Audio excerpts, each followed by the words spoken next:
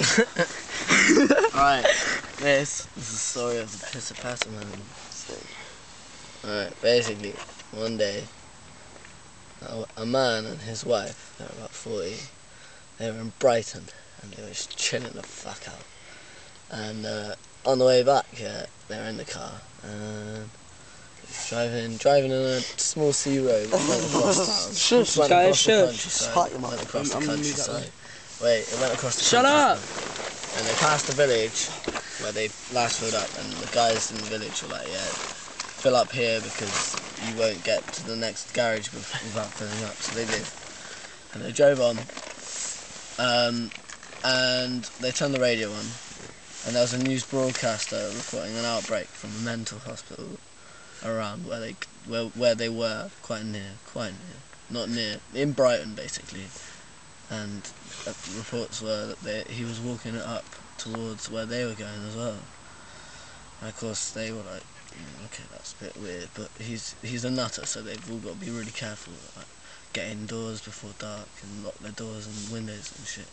So they're all like, okay, let's do that, let's get home and do that quick. And so they're driving home, and suddenly the car, they're in the middle of fucking nowhere, the car starts fucking out on them, it starts going all like firing smoke out the exhaust and shit, and it just randomly fucks up, and like they pretend it's no big deal. They're just like, oh, okay, we'll just get this fixed and there'll be no trouble. And of course they're miles away from any garage, so they can't fix what fucking happened. So what they do is they sit in the car and they wait, and they call people and they wait and they wait and they wait, and they call mates to come and help them. They're all mates coming up from like Liverpool, it's like 4 hours away, starting to drive up and coming to see him and help him. And it starts to get dark, and the man and the wife sat in the car, and they're having a dinner of sandwiches which they'd packed for the journey. And the man suddenly gets up and says, I can't wait any longer, I'm going to walk to the garage. And the wife tries to persuade him out of it, but he shakes her off and just says it'll be fine. Decides to go to the garage which they've come from, and he gets out of the car, it's pitch black, and shuts the door, and the wife waves him goodbye and sits down on the seat and starts to eat again. It's pitch black, and after about a minute of him leaving, the wife suddenly sits up and hears a scream. And it's someone screaming, screaming horribly, screaming like nothing else she'd ever heard, like a cat getting run over, type of scream which just indicates like they're getting hurt so much, they've lost control of themselves. They're screaming, they're just screaming because that's the last thing they can do to hold on to life, and they're just screaming, and she knew it was her husband. A man screaming. Shut up. High pitch.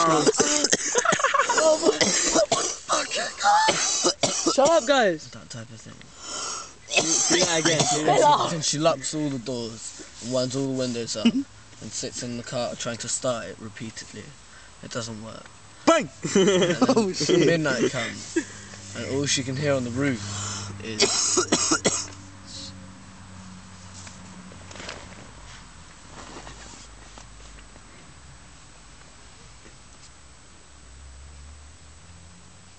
Bang! That scared them. Don't ruin it. Don't ruin it. Sorry, Do it again. Sorry, please forgive me. She can hear tapping. She can hear tapping and everything. That's got dinner. Grabs. She can hear tapping and everything. She can hear it on the roof. She can hear it on the sides of the wheels. She can hear nails being scraped down the wheels. Peter. She doesn't know what to do. And it's the peachy. Shut up. And in the morning, she looks all around her car.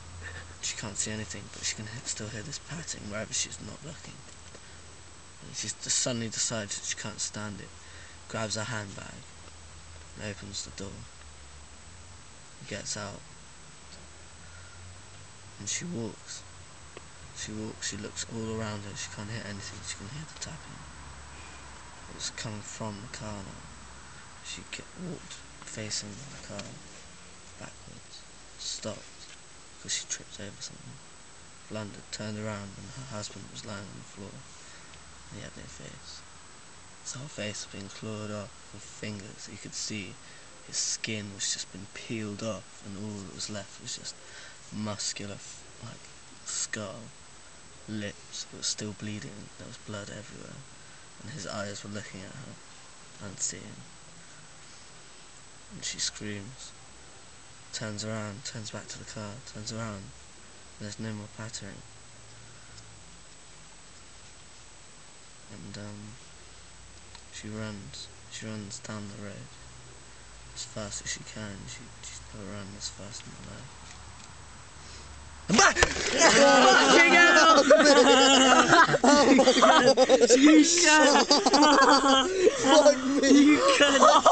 Was that the whole thing? You little bitch! I'm so glad I filmed that. Oh my god! That's why you asked him not to do it again. Oh man, Spinner, I'm scared. Just remember, guys, I'm scared. the Pitter Pat Man is still on the loose. Spit. Oh what? Well, that's It's a true story, which is the scariest thing. Oh, man. where from? We need to tool up. Huh? Where Hey, from? Alabama. Blood. We need to tool up in it, mate. It's from Alabama. It's actually true. I thought you said it was in Brighton, innit? Yeah. Good one, Steve. They use Brighter just because it's an English story. It's a real story. It happened. And he's loose in America and like. Oh right. Well, if he comes over, I'm tooling up in it. Do you hear about that? Right? There's a rapist that got deported I wanna from. watch it. There's a rapist that got deported